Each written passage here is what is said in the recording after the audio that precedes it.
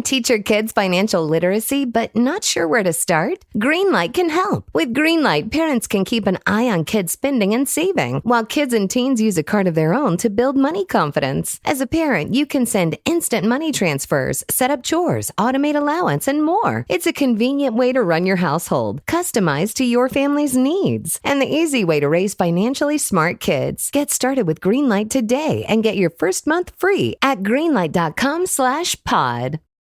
Every team, every topic, everywhere. This is Believe.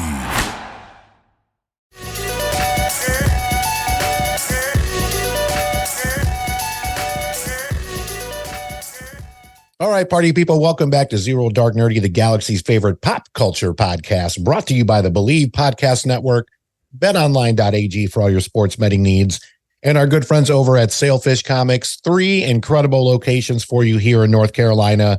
One right here in Greensboro across from Best Buy, one in Winston-Salem, and one in Concord right outside of Charlotte. Be sure to check them out for all your comic book, graphic novel, action figures, Funkos, the whole 9 yards. If you're into nerdy, geeky stuff, I guarantee you they have it. Again, that is Sailfish Comics with 2 S's. Be sure to check out all 3 of their locations as well as their website.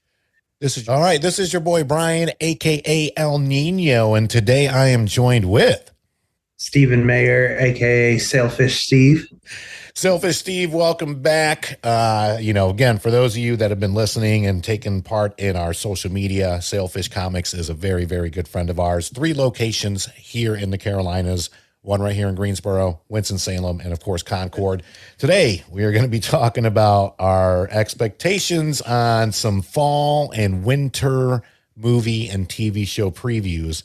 But before we get into that, we're going to get into some of our maybe surprises, big hits, things that have kind of maybe gone under the radar for 2023 so far, and some things that maybe have surprised us. So, starting with Steven, what are some of your kind of takeaways so far as we are, I know we're past the halfway point of this year, but before we hit the fall and winter season, what have you enjoyed so far in the realm of entertainment in general? I think Barbie and Oppenheimer were my favorites, which we talked about the last time we were on here, but kind of under the radar things. I thought No Hard Feelings had a lot more heart than I expected it to from the trailers. Saw Bottoms this weekend, which was one of those things that seemed interesting that, if you looked at what tickets were available on Thursday, Friday, the theaters were pretty wide open, but then by Sunday they were really filling in, and it seemed like some word of mouth kind of picking up. A couple of the stars of FX's The Bear are in there, and just good word of mouth building for an indie movie, which we'll probably see more of as we get into the fall and winter, because those are the movies that can still be promoted. Nice. So I'm really glad you mentioned Bottoms, because while my daughter was in town last week, this is one of her picks coming into it. So what's your just kind of feedback on Bottoms? It's a very surrealist kind of world, like people using flip phones for no reason, almost like a farcical, like Airplane kind of vibe to it. The guys are really parodies, like the football team is almost like a bunch of Kens, but they have some really actualized, powerful women finding their place in the world too. Awesome. I'll definitely be sure to check that out. And with gratuitous violence. Right. Because, as far as a premise, it's like these females in school start their own fight club, right? Yeah, basically. Yeah. For various reasons and with dubious origins and stuff. But then they kind of all find each other and find their place through it. Okay. All right. And I got to agree with you. I do want to go ahead and provide an apology first off, because when we did our 2023 movie preview, the beginning of the year, I'm pretty sure I said Barbie was not on my list of movies to watch or care about at all. And, I can admit when I'm wrong. It was phenomenal. We talked about it during our Barbenheimer episode. And, it's still crushing records. I believe it just surpassed Harry Potter, right? For the biggest Warner Brothers Okay. movie of all time as far as domestic and international gross, if I'm not mistaken. So I know Greta Gerwig, like we talked about, I mean, just phenomenal. I mean, after this, I'm sure she's just going to be able to pick and choose whatever the hell she wants. Yeah. And I mean, all power to her. I mean, why not? So excellent. Yeah. I mean, so besides that, I mean, as far as some things that, another one that I wasn't really super thrilled about that I actually thoroughly enjoyed was the Dungeons and Dragons movie that came out this year. Great comic relief. I'm a huge fan of Chris Pine. I think he can do a lot of roles, but especially the comedic roles, I think he just does well. And this was just a fun movie, especially if you're not a huge D&D fan. You didn't have to be, and you don't have to be a huge D&D fan to enjoy this film. And just, I'd love to hear your feedback on it because I know we haven't had a chance really, you and I, to connect on this film, but would love to get your feedback on it as well. Yeah, my wife described it as if Lord of the Rings was a Marvel movie. I think that's what you get, and there's good fun even in the slow parts where they can acknowledge that it's going slow and that those are the mechanics of the game of people trying to steal scenes and trying to really chew up scenery and stuff. But when it gets down to it, another one of her big comments why she enjoyed it so much was the ending wasn't just a giant ball of light. Like there was that going on in the background, but it was also characters using what they've learned and using what they've grown into to win the final battle. Yeah, agreed. I mean, I'll be honest. I'm a very limited knowledge person of the D&D board game. I've played a little bit, not enough to be significant by any means. And just going into it, I was just like, you know what, I'll check it out. And just like you said with Bottoms, I do believe Dungeons and Dragons had a great word of mouth following. That was because everybody I talked to, they were like, man, this movie's just fun. Like, I don't, whether if it's the diehards or the people that didn't know much about the D&D realm, it seemed like everybody really enjoyed it. Like some of the diehards may not have enjoyed it, which happens when you're a diehard fan of anything. Yeah. There's going to be stuff that's going to be left out, but I definitely enjoyed it. And then TV wise, on Hulu, Flaming Hot, the story on how Cheetos got the flaming hot flavor, was a very good, just feel good, movie that was straight to Hulu, I believe. And it was, what's her name? Ava Longoria. Yeah. I don't know if it was her directorial debut, but I thought she did a fantastic job. And it was one of those, like, it was just on, and I heard, saw on social media some pretty good reviews about it, and I really enjoyed it. So those are some of my, takeaways from this year. So moving forward, we're in September now, few more months left, which is just insane how fast time travels when you're no longer a kid. Yeah. So, starting with you in terms of, and you can go either way, movies, shows, like, what are you looking forward to this upcoming, as we wrap up 2023? What are some things that you're into? Well, I'm trying to manage my expectations as things continue to get moved out into 2024 for the rest of the year. So, with that caveat, I'm really enjoying Ahsoka that's on right now. My new puppy, I named her Snips and stuff. I'm a big fan and loving the way that's going. Looking at the upcoming calendar in September, there's The Creator starring John David Washington, directed by Gareth Edwards. It's his first movie that he's done since Rogue One, A Star Wars Story in like 2016. So wow, it's been a long wait for that, but that looks like really cool sci-fi fun. The same day, Dumb Money, which looks almost like a Adam McKay kind of almost mockumentary of GameStop stock manipulation. And then into October, I mean, I know they're trying to make Exor happen. I don't know if I'm completely sold on that yet, but I'm always down. What about you? I think the big one is going to be Saw Patrol. So we have Saw 15 at this point, and Paw Patrol coming out. So that's going to be the next Barbenheimer mashup, is Saw Patrol, which will be interesting to see for the dads that are sneaking out, trying to get a nice little glimpse of what Jigsaw is up to. Yeah. Besides that, I mean, I will say probably my favorite Disney MCU TV show production to this date has been Loki season 1. Okay. So Loki season 2 coming back out October 6th. Can't wait to see what happens. Very interested to see what happens with Gen V coming out September 29th on Prime, an offshoot of The Boys. Mm-hmm. So, it's more kind of like The Boys, but they're in college. Yeah. So Yeah. interested to see. I think the first trailer actually just came out today.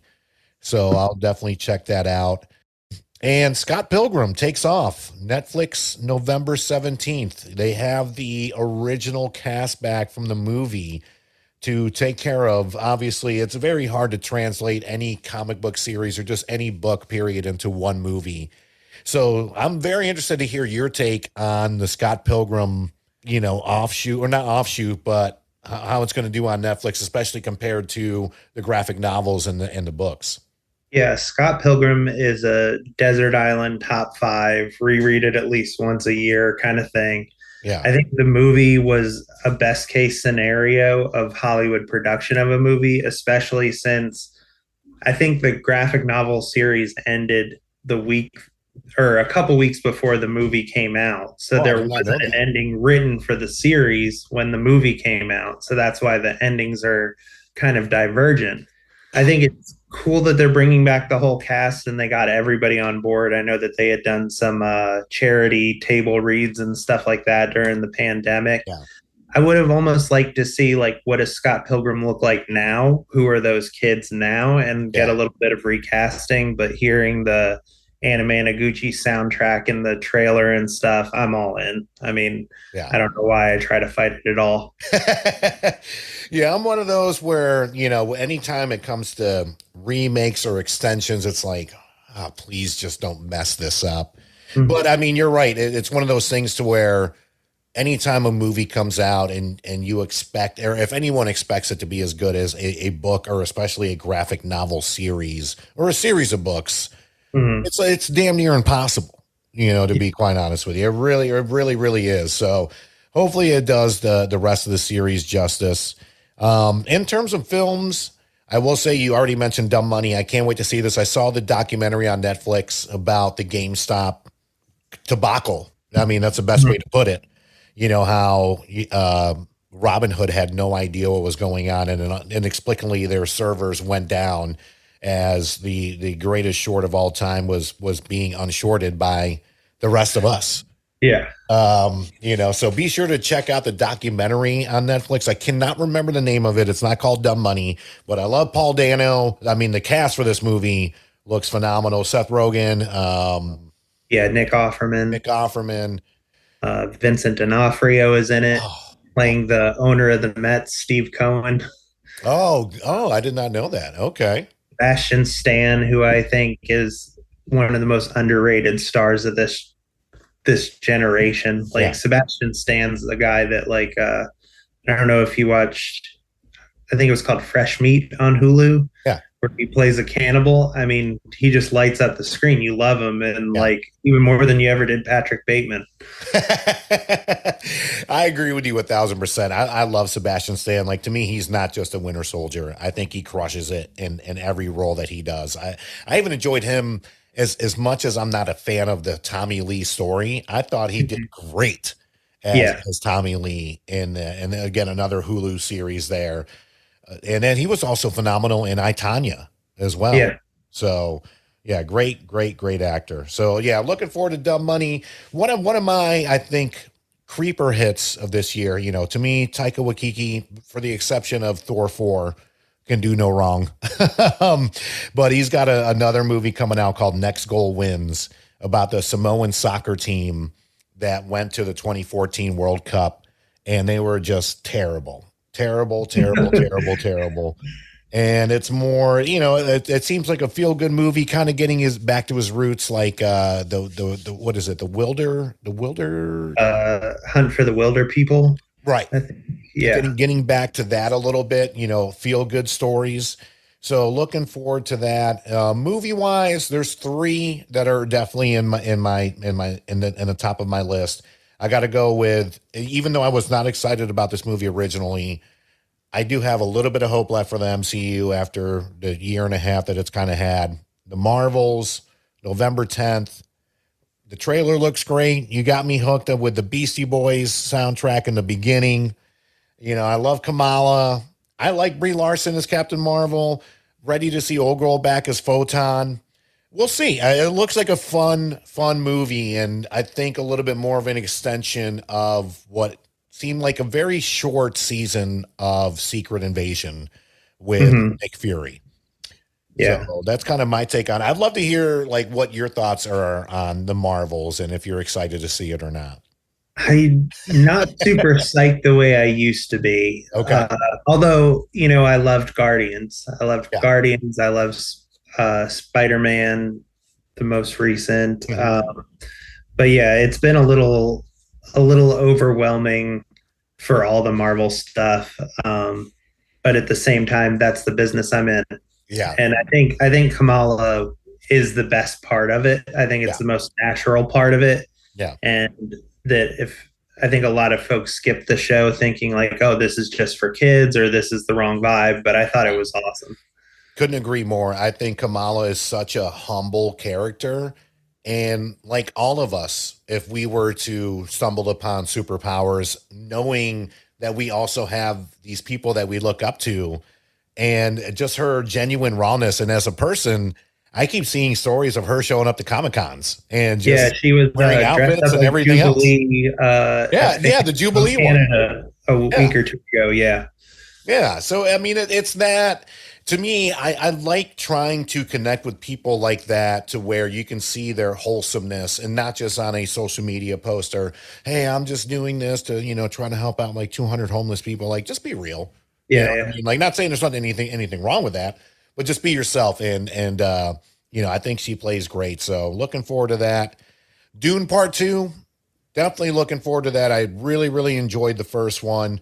I'm glad that they split this into a few films. Apparently it's going to be 3, but there has been rumors that it could be a 4th, especially because the book is so massive and it would do it justice, you know, compared to the first Dune movie. I mean, Sting was great and everything else, but you know, what do you think about Dune Part 2? And what did you think about Dune Part 1?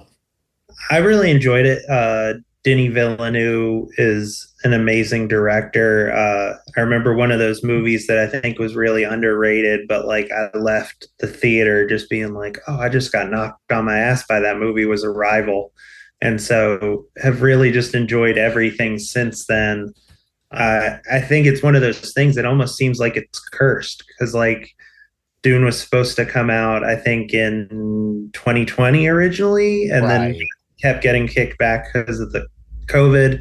And then it was supposed to come out in October and has now been kicked back to March because of the writer's strike. So, you know, it's one of those things like, will it ever get finished? It's kind of like the Avatar movies now where they just said that I think 3 and 4 are in the can already, but they're saying 5 for Avatar won't be out until 2030 now. It's like one of those bucket list things. Hopefully we'll see it before we're all dead. Yeah, it's true. And, you know, side topic, I've always wondered, like, if we pass away, like, can we still watch movies, like, as ghosts? So I'm sure I'm not the only person. To see how it ends. I need closure in life. Yeah, you're haunting to wait to see how it ends. Thank you.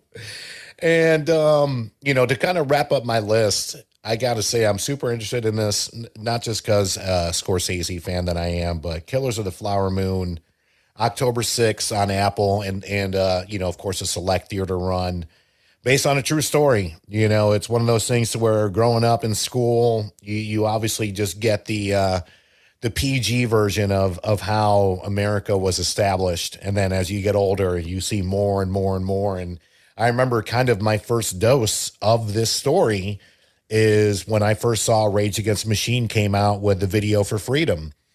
And I was just like, well, shit, this is like my first like non-history class. Yeah. You know, I mean, it was really Rage Against the Machine and Public Enemy for me when it came to as far as knowledge on historical matters that were not taught in school, especially at such a young age. And then to see this finally come into fruition, because I mean, over the years, and I'm sure you've seen it too, Stephen, with, you know, Watchmen, with the Black Wall Street, you know, that was something that was foreign to me.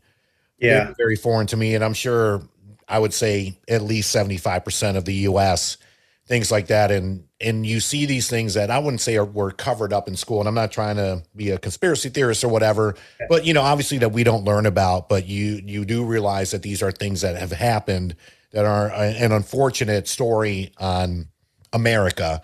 So I'm interested to see, obviously, the take on this. The cast looks great. I mean, it's obviously Scorsese.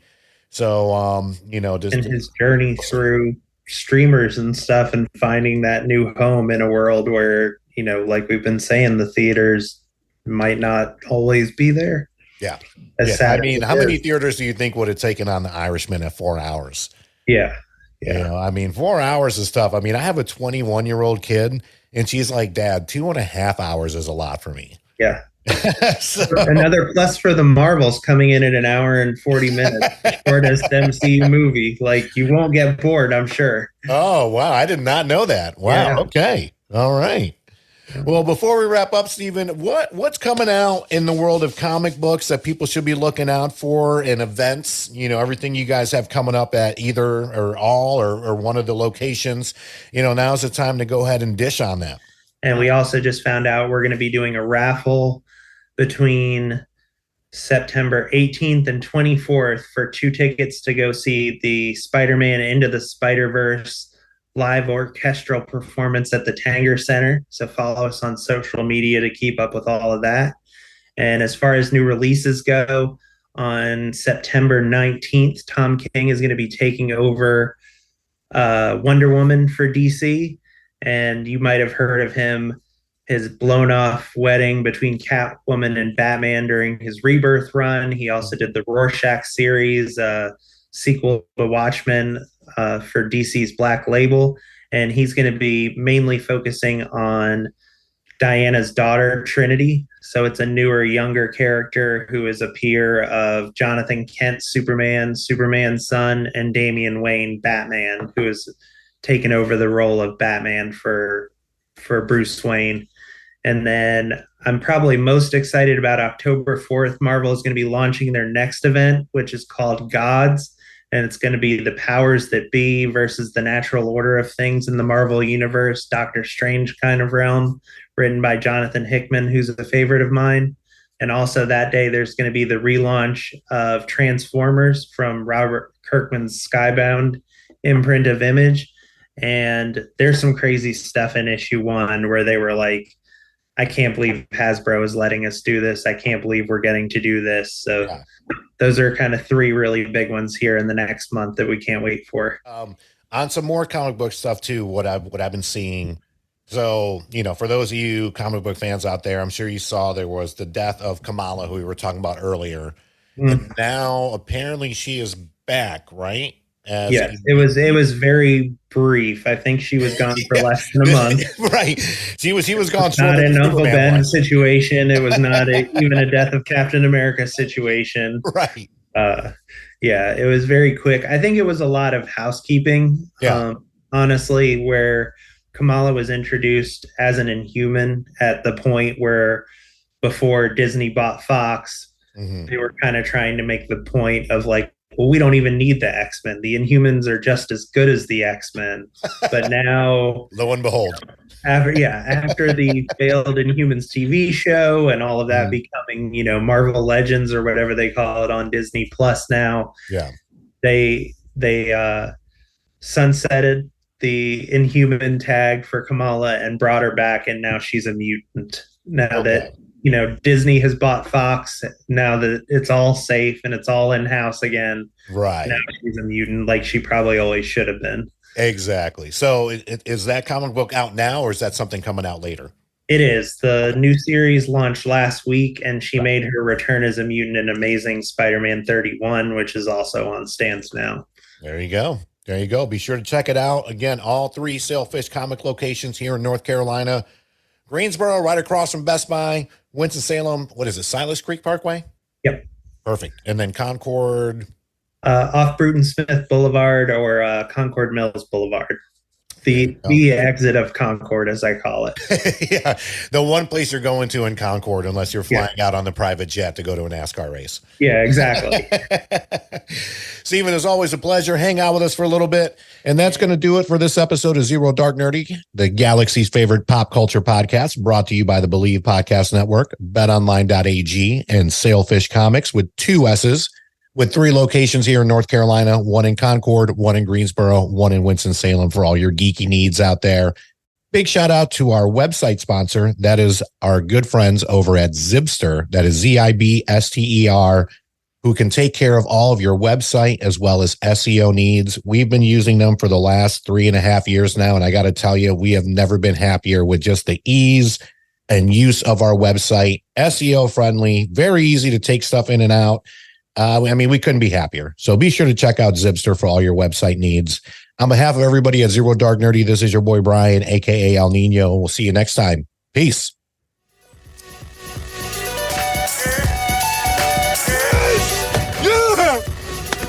Victory! And anger management? Fuck anger management.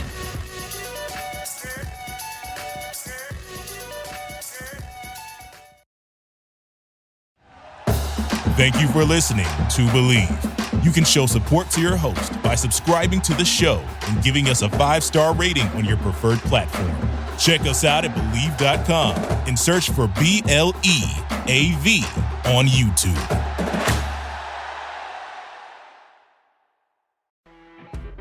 You know when you're listening to a true crime story that has an unbelievable plot twist that makes you stop in your tracks?